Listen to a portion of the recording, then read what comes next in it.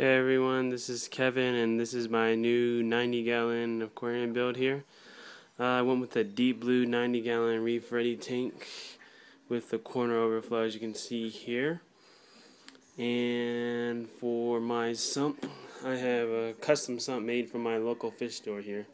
Now, the difference with my sump compared to other people's sumps is my refugium section is at the end right here. I have my drainage section, my return pumps in the middle, and my refugiums at the end. Now the reason I went with the refugium at the end right here is because most people, when they put the refugium in the middle section and you have your return pump at the end, your return pump is pulling such a fast flow through the refugium that your refugium isn't really doing nothing, so most of the water is bypassing it. So I put the refugium at the end because it helps, I guess, do a purpose better than what it would in the middle. You actually remove more nitrates than rather having it in the middle where the water is just flowing through it at such a fast rate here. So for my plumbing for here, I decided to hard plumb my system. This right here is my return pump line here with a union ball valve to control it with a check valve right here. The check valve is for anyone that doesn't know. So if the system shuts off and then you have power outage or whatever, and you have this and it's in the water at a certain depth, your return thing will siphon water back to where this is, and it could cause your sump to overflow here, which none of us want, of course. Water damage, not worth it. And what I did for my drainage section is I have this right here with a union ball valve.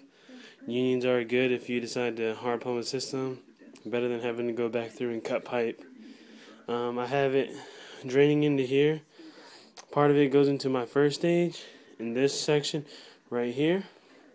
It goes into my refugium section, and I'll keep you guys updated on my next move for this tank. So far also I have my digital aquatics reef keeper light, as you can see right here. It's powered on. I have two PC4s, one here, a System Lab 1, and of course my other PC4 right here. Great system, by the way. The only bad thing is it doesn't come with instructions, so it's kind of a hassle to set up, but it's good.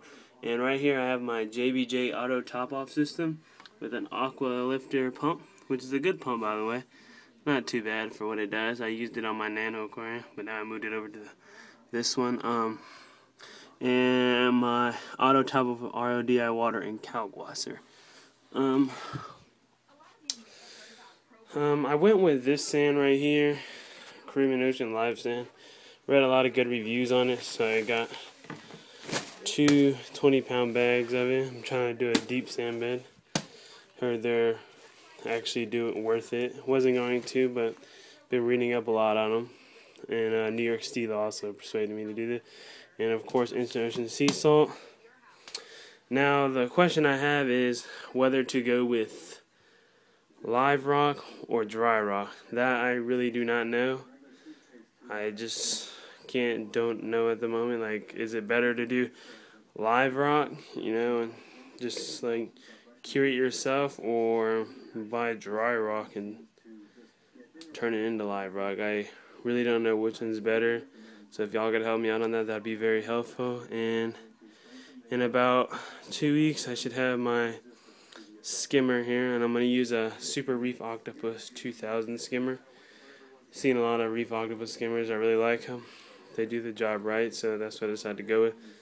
And I also don't know whether to go with LED lights or an ATI SunPower 6x54 watt T5 lighting system. I heard good reviews about it. I was going to get it. Way cheaper than LEDs, of course, but LEDs in the long run are better, I guess, even though it's more of a bang of a buck from the beginning. But if any of you guys have any opinions, just let me know, and I'll keep you updated on this system. Bye.